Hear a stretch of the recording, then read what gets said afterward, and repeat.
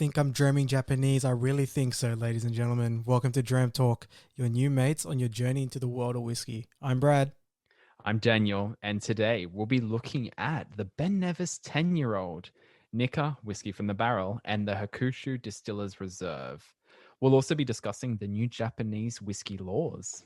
Right, yeah. So Daniel, first full length episode in a while. Yeah, we have been focusing on those express ones. I guess it kind of comes down to our schedules. Like we have been doing a few remote recordings.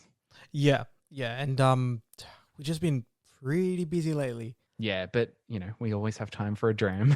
Yeah, always. I'm sure people have noticed as well that we're experimenting with how we deliver the episodes. Got like one or two episodes where we were talking over the intro. Probably, I don't think we like that anymore. So we're just going, mixing it up a little, trying different things out. We'll find something that works soon. Anyway, yeah. So what's been going on, Brad? What's been happening with you? It's our first time getting into Japanese whiskey. So have you tried any new ones lately? Well, for me, I think the last new whiskey I tried that was Japanese was the Yamazaki 12, and that was really good. Yeah, I think the last one I've tried is one of the ones we're going to be trying today, the Nikka whiskey from the barrel. It was photo of it was put up on our Instagram. Pretty much the day that we saw the news about these laws that came out, and it kind of had me feeling like a Dram Japanese whiskey. So I poured myself one. But what was your first one? Like, what's your experiences with Japanese whiskey? Yeah, well, my first one would be the Hakushu Distillers Reserve, which we're looking at today. And I really, really enjoyed that. And I still do to this day. So what about you? I It's hard to say. I would say possibly a dream of your Hakushu Distillers Reserve was my Yep. first one. I kind of expanded my repertoire of Japanese whiskey during the whiskey advent calendar that I had over Christmas, where I had quite a few different ones. There was the super, like the Nikka's Rare Old Super, which was Yep. one of their blends. Then I had the Yoichi Single Malt, which is also from Nikka. Um, Tried Suntory Toki, which is part of like Kokushu, and the I don't know how to pronounce it properly, but the like Iwa Oh, tradition okay. wine cask Yep. finish, which is part of the Shinsu Mars distillery. So had a few of those. It was like simple drams, but that like kind of made me really keen to get into a few more Japanese whiskeys, which I guess leads us into this episode. Right. Yeah. So should we probably get into this new Japanese whiskey law that we've been hearing about? Yes, let's give everyone a little bit of a breakdown about what this actually is, if you've heard about it, and if you haven't, what it means for Japanese whiskey.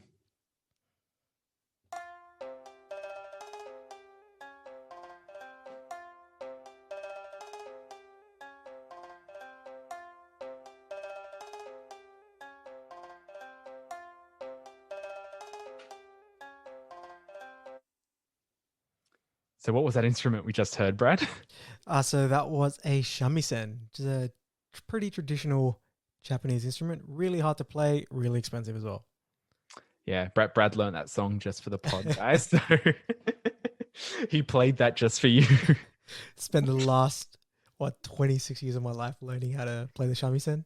Yeah, the and Japanese I've been Alps. Yep. and I've been preparing this pod by spending the last 26 months drinking whiskey. Okay, so let's get on to it. So the Japanese whiskey law. Now, most of the information we're going to be going through today has been pulled from like the Japanese Spirits and Liquor Makers Association. But there've also been some points that I've read coming from like blog posts from Whiskey Loot as well as the Whiskey Club here in Australia. They've like released some articles as well as some like community groups where people have been sharing information and the websites from the distilleries themselves, because this has been a pretty, I guess, fundamental change to Japanese whiskey, because it's the first time like actual guidelines have been put in place for what constitutes Japanese whiskey. Now, these new labeling standards were established on February 12 by the Japanese Spirits and Liquor Makers Association, which is a non-governmental trade group of the country's major whiskey producers. So, yeah, as we said, this is a pretty big deal. Prior to this regulation, all the whiskey had to do to carry the Japanese whiskey tag was be bottled in Japan. Now, the That's regulations It's pretty They're loosey goosey. yeah, they are a far cry from this. Like this is just completely shaken up what a lot of what the distilleries send out are going to actually look like in the future. Now, these new labeling standards will come into effect on April 1st, 2021. I know what you might be thinking, like, is this a joke? Yeah. But no, it seems very much real. And I believe a lot of them will have 3 years to get all of these actual like regulations on the bottles out there in the market. Like it has to be 3 years for them to actually get everything finalized. Yep. So, what these new laws actually cover and include, and I guess outline in their guidelines, is that for the raw ingredients, they must be limited to malted grains, other cereal grains, and water extracted in Japan. And the important thing here is malted grains must be used. So any of their whiskeys, whether they're blends or single malts, they need to contain malt. This is where they differ from Scotch regulations, because some grain whiskey in Scotland can be made using unmalted cereals only, but still be labeled as Scotch. Whereas that's not the case for Japanese whiskey. They need to contain malt. Now, when it comes to like the production method, the process and production must happen entirely within Japan. So from the water source to fermentation, distillation, and aging, all needs to happen in Japan. So what this actually means is like when it comes to aging, they need to be aged for at least 3 years, like Scotch, and it just has to be in wooden casks, not exceeding a capacity of 700 liters. Now, this does differ from Scotch because Scotch has to be aged in oak casks, but the Japanese whiskey standards don't specify that. So they're allowed to use other wood, which leaves room for some interesting experimentations in the future. So it'd just be interesting to know what distilleries start to come up with and do for different expressions. Yeah, it's going to be a really good point of difference as well. And it's probably going to be a point of difference that keeps the price of Japanese whiskey as high as it is. Yeah, I think that's one of the things we're all kind of worried about is like, is this just going to put a premium on Japanese whiskey? Because even in Australia, it can get quite expensive. Yeah. I don't know what it's like in like the UK, the US, or other countries in the world, but in Australia, it can reach up to some pretty pricey levels. Now, other than that, like they have specified they can use caramel E150 coloring. That can be added, and what the only other point would be that the alcohol has to be at least a minimum 40% ABV for their whiskey. Now, this is kind of like a global standard when it comes to whiskey, and it has to be the alcohol content at the time of distillation must be less than 95%. So that's probably all you have, yeah? So I should probably give like a little background of Japanese whiskey since it's the first time that we are looking at it. Yeah, so let's just put a bit of context onto the drams we're going to be trying.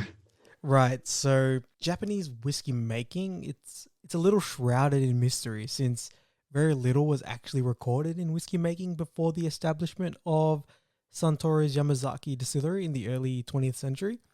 Now, there are some documented whiskey making done by some soju and sake breweries, and that kind of happened on the side as early as the 1850s.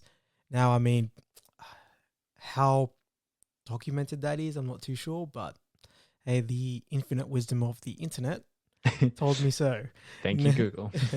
Now, the whiskey it's making itself took a historical turn in Japan in 1923 when Suntory established the first official distillery. Recently, Japanese whiskey has gained global recognition with countless international awards, and it's been in high demand from whiskey lovers the world over. Now, the companies of Masataka Taketsuru and Shinjiro Tori still represent their founder's passion for Japanese whiskey. And Masataka Taketsuru was known as the father of Japanese whiskey, and he studied the intricate whiskey making process in Scotland. He took his knowledge and his Scottish wife Rita back to Japan and established one of the most popular Japanese whiskey companies, Nikka Whiskey. And Shinjiro Tori was the founder of Suntory, known as Kotobukiya back then, and built Yamazaki in 1923. So Taketsuru and Tori, they had a history before those two companies were born. And Taketsuru actually worked in Tori's company for over 10 years. So the Suntory and Nikka whiskey companies have a background story that is, I guess, closely linked to each other. Mm. And Taketsuru, he came from a family who had a sake brewery for Japanese alcoholic beverages. He studied chemistry at the University of Glasgow just to improve his understanding of creating alcoholic beverages. And Taketsuru later ventured out on his own in 1934 and established the Yoichi distillery in Hokkaido in 1940. Then Suntory, they originally offered an alcoholic beverage called Akadama Sweet Wine, which was a huge success for their company, and it's still made to this day, and that kind of, I guess, tide it over while the whiskey is being aged and made. So much the same way you see like Australian distilleries producing gin. Yeah, yeah. Now, however, Shinjiro Tori wanted to create a whiskey that suited the Japanese people's preferences and moved forward with the establishment of Yamazaki. And despite the opposition he received from his business partners, and in 1929, Tori created the first whiskey from Suntory called Suntory Shirofuda, which is white label.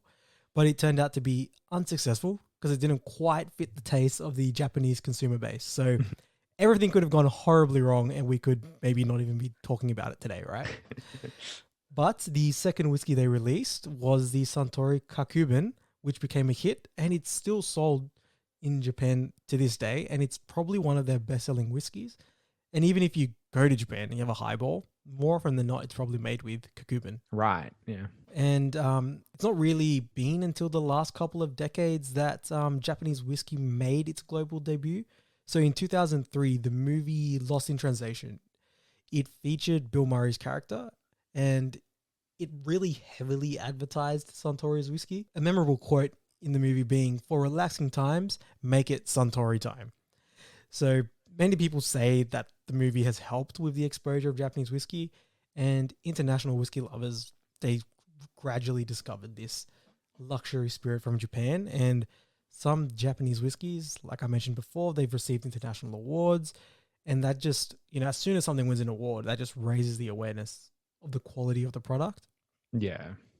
And I guess the real thing that's hiked the price up is with this sudden newfound interest in Japanese whiskey, there was, I guess, some kind of short-sightedness from the distilleries where they just couldn't meet demand at all. So now this is why we kind of find ourselves in this like really weird situation where I'd really like to try some Japanese whiskey, but when I look at the price, I turn around the other way and I'm like, hey, Yeah. you know what? I'm going to just go buy another bottle of scotch instead. And maybe not just another bottle of scotch. I'm going to go buy another 2 or 3 bottles of scotch instead of this one bottle. The equivalent of that price. Yeah.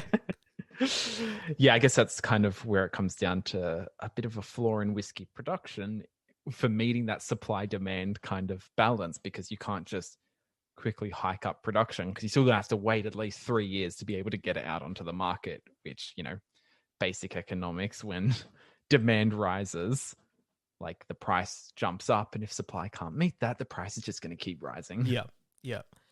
And even to this day, right? So I guess coming at the end of that, I guess, brief little context of what we're talking about today, Daniel, does this really matter to you, knowing that one of the drams we're trying today isn't actually Japanese whiskey as per the new guidelines?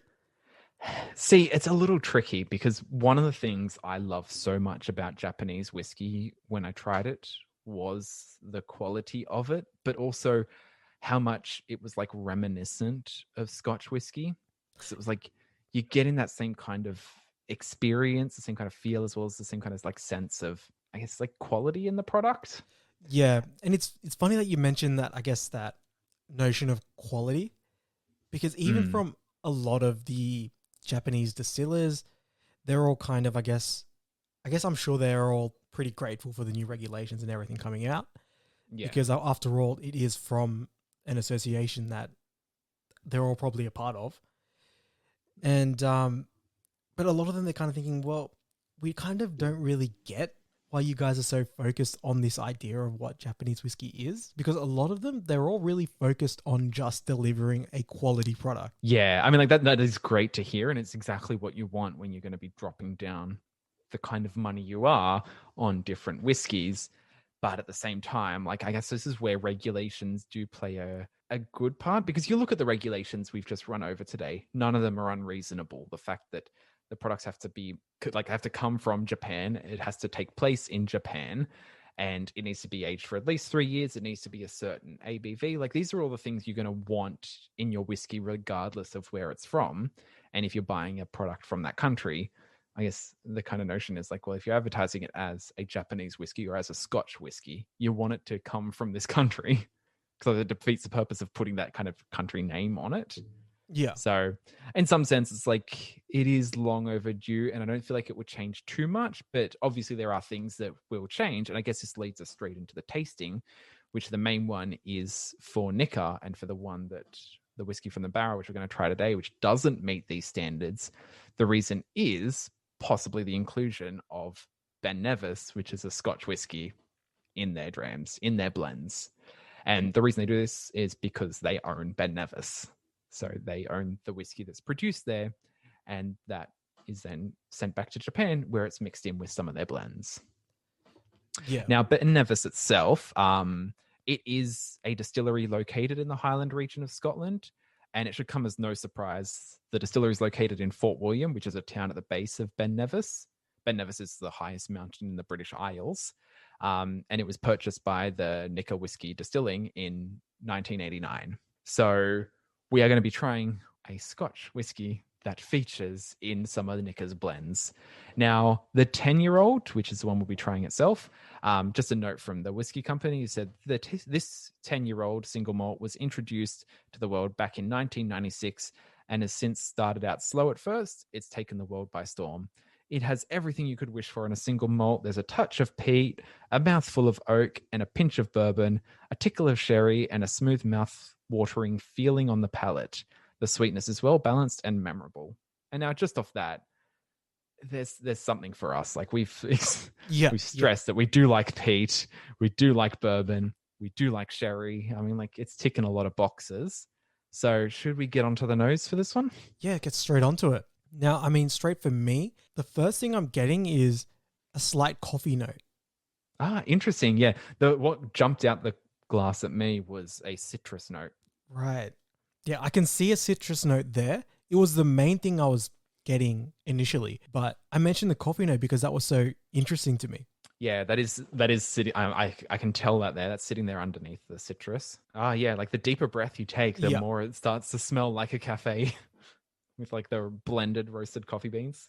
Yeah, such a nice note. Ah, yeah. If you can't tell, Daniel and I, we love coffee. So, maybe 50 episodes in, it's probably be Dram and coffee talk. We don't know, but it's so, I just love whenever I get like a coffee note in a whiskey. It's just like, oh, how good. I even get like a little bit of chocolate as well. The peat isn't really there on the nose. There is a fruity sweetness to it too. Yeah, yeah. I wouldn't say I'm disappointed by that though, just because of what else is there. Oh yeah, like that coffee note, that citrus, they were jumping out enough that you're not noticing a lack of that peaty note that it has mentioned we are expected to find here. Yeah, let's just get on the palate. Let's do it. First thing I noticed on the palate was it is super smooth. Yeah, definitely. And like a really like silky smooth, like it just flows over the tongue and through the mouth. Yeah. And it's a really dry dram as well. There's no oily mouthfeel or anything. But in saying that, like, kind of like on the finish, there is like a little bit of like almost like a chocolatey kind of mouthfeel, but it kind of comes towards the end. So you're right. It is dry initially. And then once it leaves, the finish kind of rises up. Yeah. So for me, the finish is a bit of like a toffee note. That's got like a slight hint of maybe like a mocha. Okay. Yeah. I'm more getting like Cadbury caramel or caramello koala, like the chocolatey caramel mix. Yeah, for me, I'm still getting like a little hint of coffee, but with that addition of that chocolate, I can kind of draw it to that conclusion of like a mocha. The peat, I can get a little like I'd say a really light note of peat on the palate. Yeah, it is quite subtle. So before that, like kind of rising chocolatey caramel note, I was getting like a little bit of a bitter tang, which I guess would come down to a coffee bean as well. Yeah. I mean, a really enjoyable dram. It is easy drinking, and I'm just amazed at how smooth it is. It's like nice and cool. Now, I mean, we don't really have much in the glass for this one, and I'm just really having to refrain and just restrain myself. I just don't finish the dram. Yeah. I mean, it is a Moorish dram. I'm a little disappointed that I only bought a miniature. I should specify I did purchase this miniature from the distillery itself when I went 2 years ago now. But I'd already purchased some other whiskeys, so I was not able to carry much more back into the country. You should actually specify. I had already purchased some actual peated whiskey. Yeah, I did. Lagavulin Distillers Edition and Glen Scotia 15 for anyone wondering. Should we add some water? I think we should. Now it sits at 46%, so it's not a light one, but I only added a little bit. That's great though. 46% for, I guess, what would I'd assume be their entry level dram. Yeah, it is. It is good to see. I'd say a peated note on the nose comes out a little bit now. Yeah, I was just about to mention that because it is peated. The citrusy note, I think, is turning a little bit more orange. There's also some kind of green note there that I can't quite place, but I don't know, kind of leafy. Yeah, I could maybe just be confusing that, I guess, green almost note for a vegetal note. But there is a subtle peaty, borderline smoky note, but nowhere near like an Islay level. But it is still a present note there. Now onto the palate with water. What I initially got, that bitter note is coming across a lot stronger. It's like almost bordering on like sour, like a really ripe or not like really underripe orange. Yeah, interesting. Because for me on the palate, it is a little sour, and it's just, I guess, a little disappointing that everything else though is kind of just muted. I mean, like it has, but it also doesn't feel watered down. So I think like what's happening is it's not diluting the whiskey too much. It's just changing what we were initially getting, which one is a good thing to see because sometimes when you add water and nothing really changes, we're like, okay, it's just the same dram, slightly watered down. This still has the same kind of texture and mouthfeel, but it is have other notes coming up. And I will say that, like, yes, I probably did prefer the flavors I was getting before the addition of water, but it is interesting how it's changed. Yeah. Even the finish, that, I guess, underripe citrus note carries on into it as well. And that note of, I guess, like a mocha emerging on the finish has really dissipated. So for me, yeah, much preferred it without the addition of water. Yeah. But what I noticed was like, sorry, I was going to say, but for me, this is probably one that I would want to revisit. Oh, yeah. I'm actually now seriously considering going out and buying a full-size bottle. Yeah. So what were you going to say? The other thing I was going to say is like that kind of coffee note has translated from like a roasted coffee bean to maybe like a fresh green one. Right. Yep.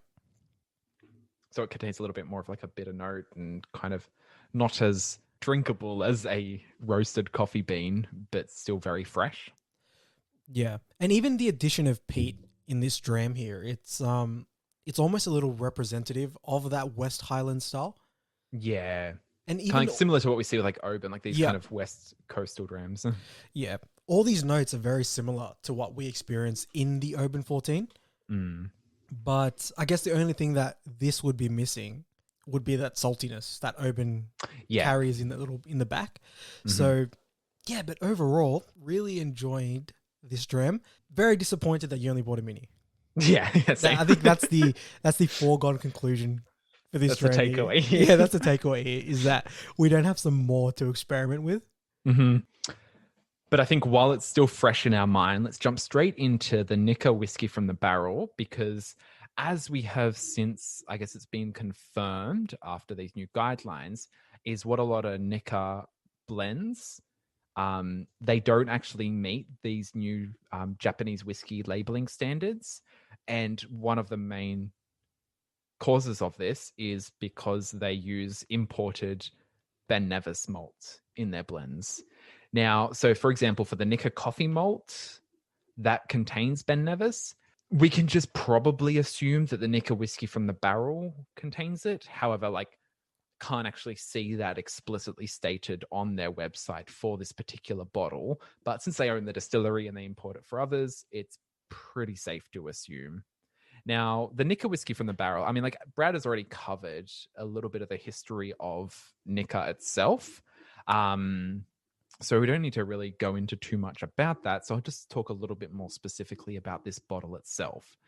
Now, this was created to give like that experience of trying a Nikka straight from the barrel itself, which is basically what the label says. Yeah. Now, this is a blend of malt and grain whiskeys. It's bottled at 51.4%. So, we're going to be in for a treat here at that ABV.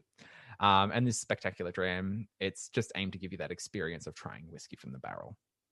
Now, it does contain a mix of grain as well as malt whiskey. So we're going to see kind of a lot more of like those kind of spice notes that you can get from different types of grain, whether it be rye or even like a sweetness from a corn. But should we get straight into this one? Yeah, let's get straight onto the nose, which I was doing while you were talking. For me, it's really reminiscent of a bourbon. And I'm pretty sure that would probably come from that use of bourbon barrels and those hogsheads, which are smaller barrels. So it really gets that interaction with the oak. And man, it's like a really floral nose. Yeah, I did prelude what I was going to, because I know what the nose of this is like. I did prelude to this into my introduction. What I'm finding is there is like a spiciness that you are picking up, and I think that's attributed to the rye content of this one. Like having smelt other rye whiskeys, you get this kind of really distinctive spicy note on the nose. But in addition to that, it is very fresh. It is very open and airy, and that seems to be what I picked up, what I remember picking up from our bourbon episodes. They feel like very outdoor kind of drams. Yeah. So for me, they're definitely really floral at the front. And then that spiciness you're talking about really comes in at the back and just kind of like whacks you in the face when you get your nose too deep in the glass. Yeah. Yeah. And there is kind of like, again, underlying all of this is like a maltiness that seems to be filling it out as well. Yeah. Really, really pleasant on the nose. So let's get on to the palate. So what I noted on the palate for this one, it starts out fresh, like the nose. It's slightly sweet, but then there's almost like a crackle that takes place in your mouth, and that gives way to like a barrage of flavors. So I'm getting things along the lines of like baked fruits. There's like a slight nuttiness. There are some spices there, and it becomes a bit more savory towards the end as well. And at the end, it's like that maltiness that I was picking up on the nose seems to be coming up here as well. Like it feels like a very meal of a whiskey. Like there's a lot I'm going through. Yeah. I didn't want to cut you off, but really, really full-bodied. Mm-hmm. I'm getting a lot of spice. Yeah. And a strong note of toffee as well. I can see a little bit of sweetness there, but the sweetness that I'm getting is more of that vanilla note, which you'd find in a bourbon. But man, and then there's just like a whole bunch of different flavors going on. Yes, I'm getting I mean, fruit, getting spices I mentioned before, and it's all just like really like mingling really well together. Really enjoying it. Yeah. I mean, it is hard to say for sure how much of it comes from the mix of grains that are used, but as you mentioned, I definitely think there's a solid percentage of rye in the grain, and then I think that like corn is also playing a big part in this, and it's what we're getting from a lot of bourbon whiskeys, which we're picking up, carrying across into this with notes of vanilla, toffee, like that kind of sweetness that kind of is very bourbon-esque as well. But on the finish, I find it's like a very meaty finish, and the closest thing I can attribute it to similarly is almost like the malt lac we tried. Yep. That was the other one I would have termed as meaty. Right, yeah. For me, the finish is like, I'd probably say it's definitely a little long, but it's like a warming finish. Like, it's like, this is a dram that's for winter. Yeah, it is a baked dinner. Yeah. Really, really good stuff. Yeah, it's just a really strong dram. I'm just really blown away how much I'm enjoying this one, because this is my Mm. first time trying Nikka whiskey from the barrel, and it's especially at the price point that we find it here in Australia, and the fact that it's actually available. Yeah. So I mean, that is one of the things, because I got this as a gift, and my girlfriend, she was saying like they had to go to quite a bit of an effort to get it because they ordered it, but once it reaches the shelves, it basically jumps straight off it. So they do get it quite regularly, but you won't see it up there for long. And the order she placed did actually get put on the shelves instead of held back. So they got sold out at that store. And then the lady at Dan Murphy's had to actually drive to another store to pick it up. So it can be a little bit tricky to get, but it is usually regularly available. But I'll just give you another, I guess, guided tip going through this one, Brad, because I have had a couple of drams of this and I've sat with it for a bit. But like what I mentioned it earlier, but if you like, when you take a sip of it, if you just like not swish it around your mouth, but just like let it sit in your mouth for a couple of seconds, I don't know if you'll pick up that kind of crackle, the kind of fizz across the tongue that I was getting. And I think that kind of marked that transition from the kind of fresh, sweeter dram into like a more of a spiced flavor. yeah, I see what you mean. So I was just doing that just then, Yeah. a lot more spice forward, Mm-hmm. as opposed to those sweeter vanilla notes I was picking up. Really good. I'm just really enjoying how much they reached to unpack in this dram. Yeah, there is a lot to this one. And it's what we usually expect from whiskeys that sit above 50%. Yeah, and at least this one here, you've got a full bottle, so we can experiment with this one. We can. It is only 500 mil, but you know it is all like 10 times the amount of the Ben Nevis. Hey, it's more than 50 mils, so can't complain. All right, let's add some water into this one. Now at 51%, yeah, we can add a little bit of water without it hurting it at all. So I added a spoon and a drop. Oh, on the nose, the floral notes have just amplified to just another level.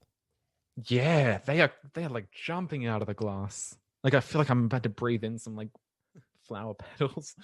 Incredibly fresh on the nose now. A lot more fresh. Yeah. Like it's almost so fresh now to the point that you can't even get your nose in the glass.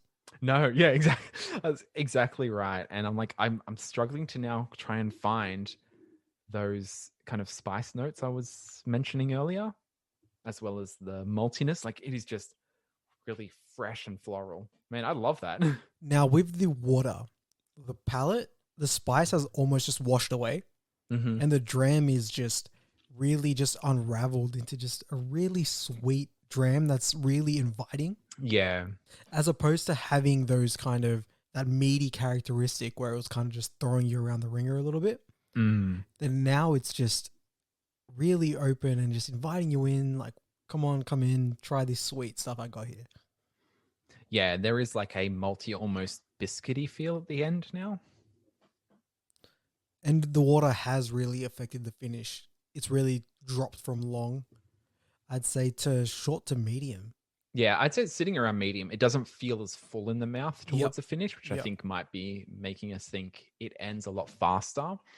But I've still got that, I've said it a lot, but I've still got that kind of malty feel in my mouth. Okay, right, yeah.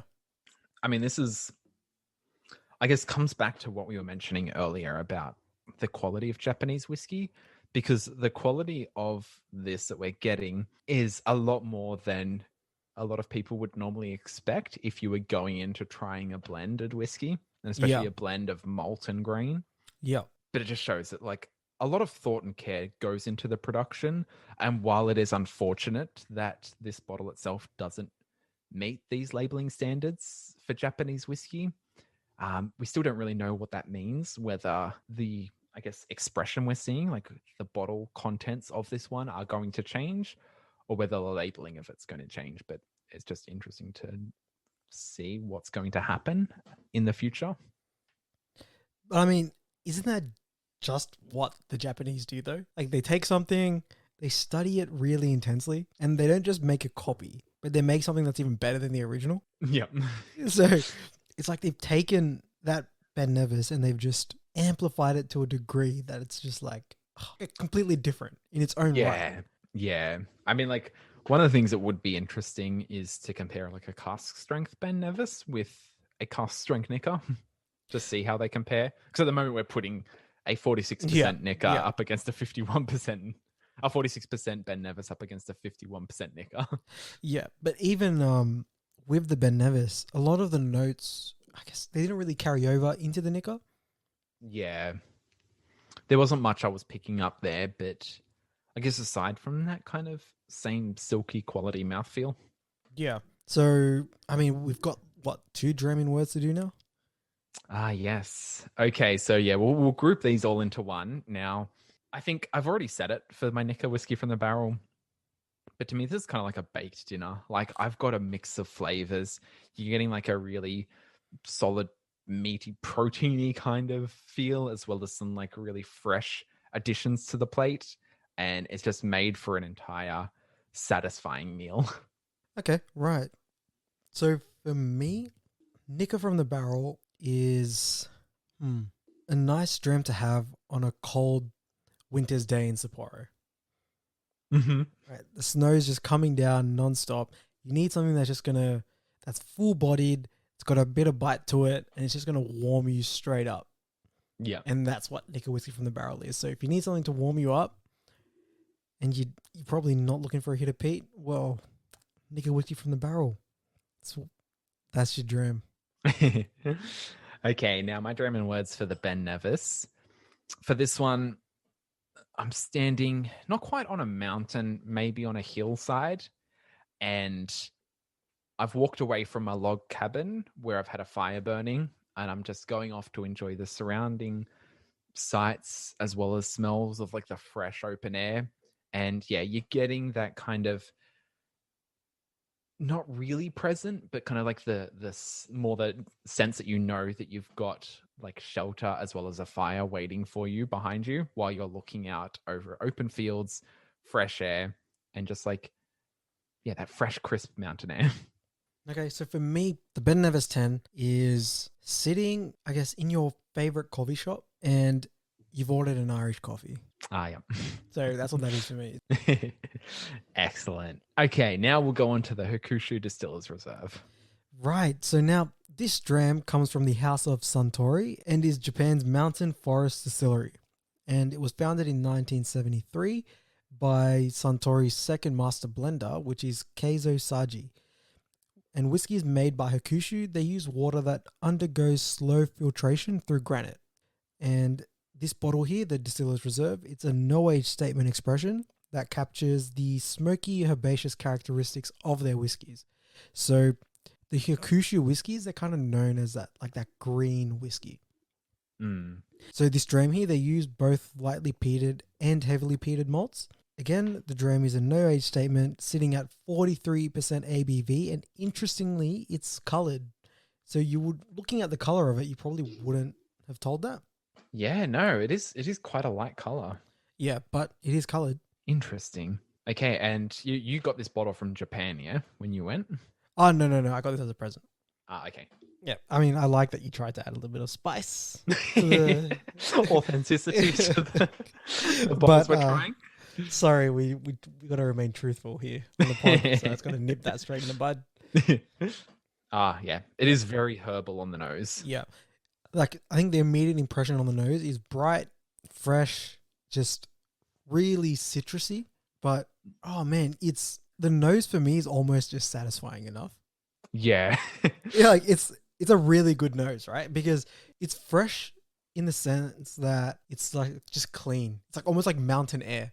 Yeah, it's a very different freshness to what we were picking up in the Nikka, which was very, I guess, florally freshness. This is, crisp mountain air. It's a freshness where your nose can go deeper into the glass and you're not worried. Yeah, like before. Yeah, I'm getting like pine leaves, like peppermint, maybe even sage. I don't know. Just like there's a mix of that kind of foresty mountain freshness with some kind of like rising herbal notes. Yeah, I'm even getting some really, I guess, some green apples as well, like crisp green apples. Okay, yeah, I could see that. And I want to say almost like watery fruits, like cucumbers or melons, like a honeydew melon. Yeah, great. And there is like a an earthiness to it, like forest floor. Yeah, it really gives you that sense, and I think that's probably the peppermint playing into that as well. Yeah. Yeah, the deeper like sniff you take, the more you can feel that peppermint. I mean, you're right. Like we can stay talking about the notes all day. Let's get onto the palate. Yeah, though. yeah, What I find interesting is like as you take it in, it's cool, it's fresh. yeah. You get like almost like a minty note there as well. Yep. But then it kind of develops into something sweeter, fruity, possibly citrusy. But I'm not like getting citrus as like a super strong note on there. Yeah, it's almost like a stone fruit, maybe like a nectarine, maybe a peach. Ah, yep, yeah. But there is that citrusy note there, and it's almost like lemon zest. Mm-hmm. Just like something that's shaved over the top as opposed to being like a really dominant thing, yeah. Yeah, it's just kind of just dashed across the top there. So it's still Yeah. present. The finish, though, is medium to long, but Mhm. really, really, really herbal. Yeah, I was gonna say like it does mellow out into a much more green savory herbal note towards the end. Yeah.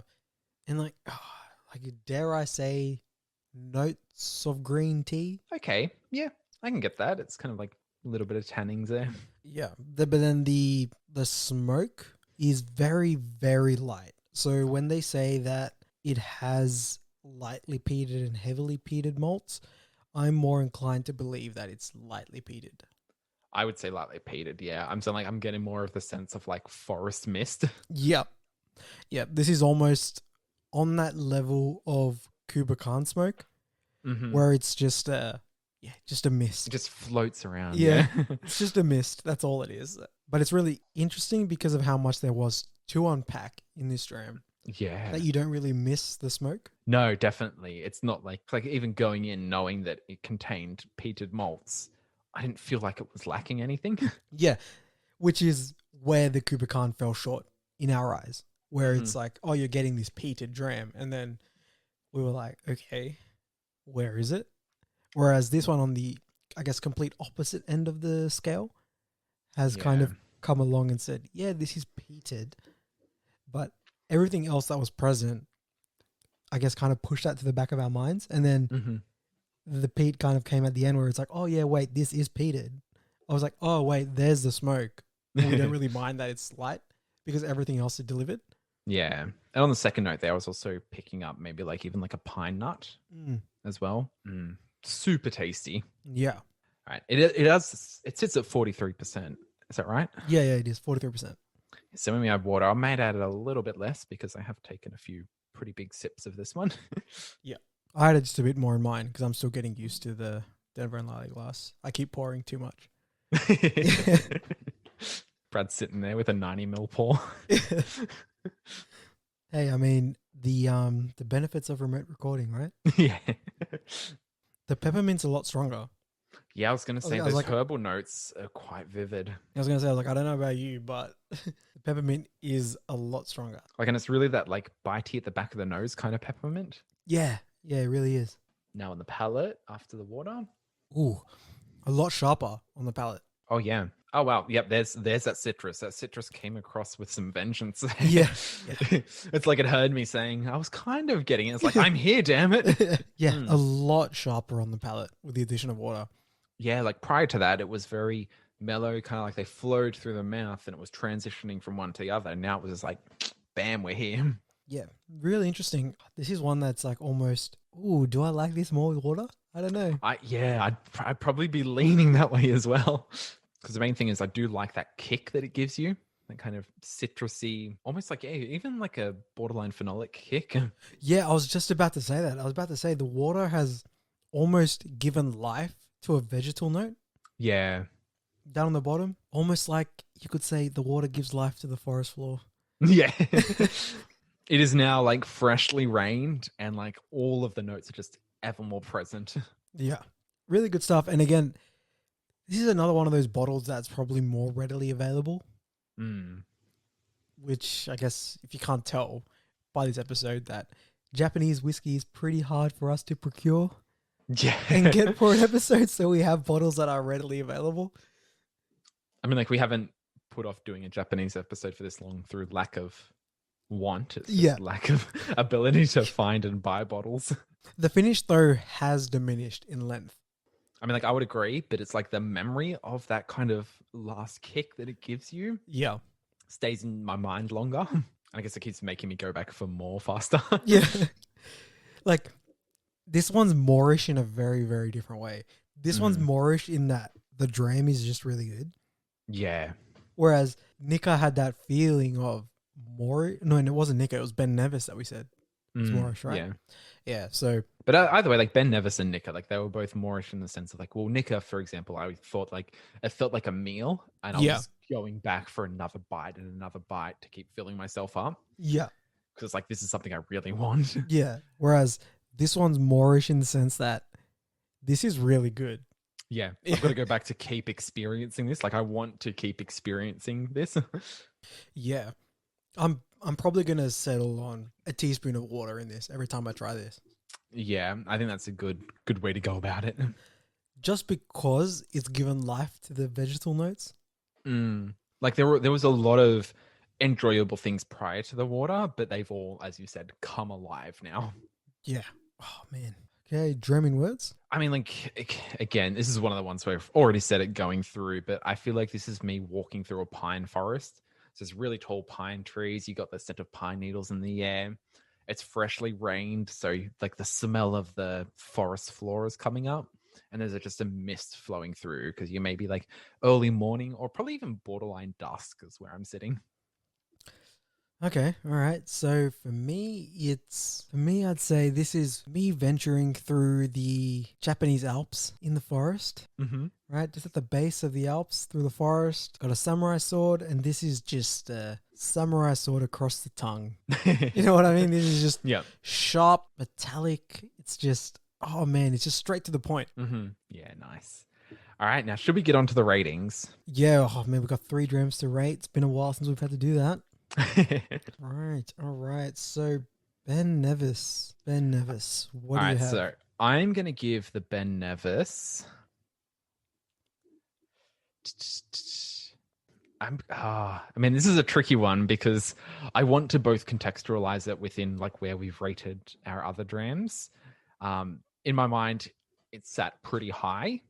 Yeah. And so I don't want to think like, because I'm going to give it in the range of the 7s. Right. But that is by no means a criticism or a bad score because I've placed some spectacular drams in the 7s like Bunahab 12, Talisker Storm, Lagavulin an 8. So I think this one for me sits at 7.7. Oh, okay. All right. So for me, the Ben Nevis 10 is a 7.5. Okay. Now, what about Whiskey from the Barrel? Can we go first? Yeah, I'll go first with that one. I would give you a 7.9. I'm going to give this I'm going to place this one in the 8s just because of how much I enjoyed it. I'm going to give it an 8.4. Oh, that's really good. That's good. Right. So Hakushu Distillers Reserve. All right. I'll start with this one. So for me, this is a 8.2. Okay. A really, really solid dram. Like it's better than solid. And one that I would definitely back you going out and buying. Yeah. All right. What about I would agree with that one. Like I really did enjoy that one. My main like battle is whether this reaches the 8s because that's not correct. This isn't the only Hakushu I've tried because we've both had their Master Select. That was a while ago. I can't explicitly remember because when we did try that, it was in a night full of some other drams. Yeah, that was like what, the 8th or 9th dram of the night. So, yeah. So I want to be almost hesitant placing this in the 8s. So I think I'm going to give it a 7.9 subject to review once we try a few others from the distillery that maybe are of a little higher ABV. And then I'll like come back and see if this warrants being bumped up because it is that borderline 8 territory. Yeah. I can see that.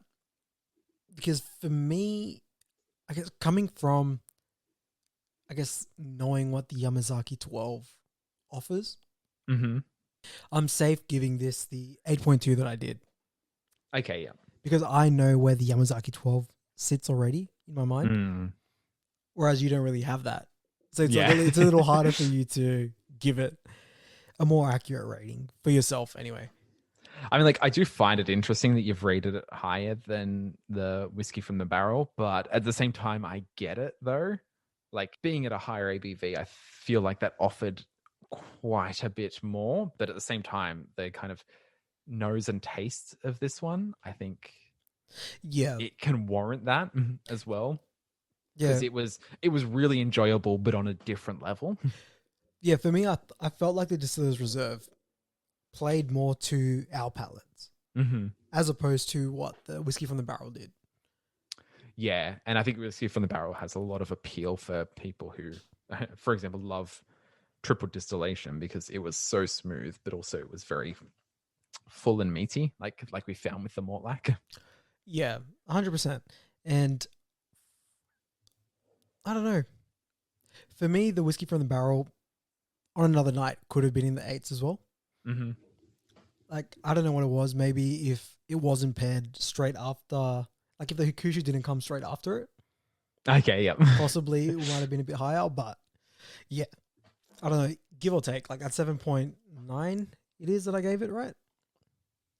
I Yeah, believe so. 7.9. Yeah, 7.9. At 7.9 could easily have been an 8.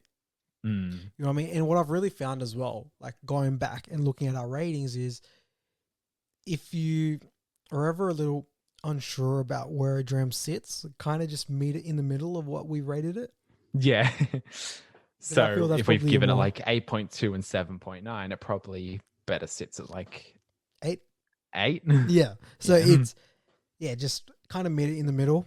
And that probably gives you a more accurate representation of where that dram is. Yeah. Because those little points will kind of obviously differ between our personal preferences in whiskey, even though our palates are similar to an extent of what we really enjoy. Yeah. You know? So, I mean, before we keep on going about our palates, right, I think that should probably be all we have time for. Yeah, so thanks for listening, ladies and gentlemen. It would be a huge help if you could give us a rating on wherever you get your podcasts. Yep, preferably 5 stars. Yeah. Who said that? I didn't hear that. Did you hear that? Yeah, so it is a huge help to us. And if you'd like to get in contact, you can reach us at Dram Talk Podcast on Instagram or email us at dramtalk.au@gmail.com. We would love to hear from you. If you've tried some Japanese whiskeys, maybe you have some recommendations for us to try. We are super keen to get into the Nikka coffee molten grains, so we might do a future episode on that. But yeah, our glasses may be empty, but we hope yours aren't. And if they are, Pour another dram!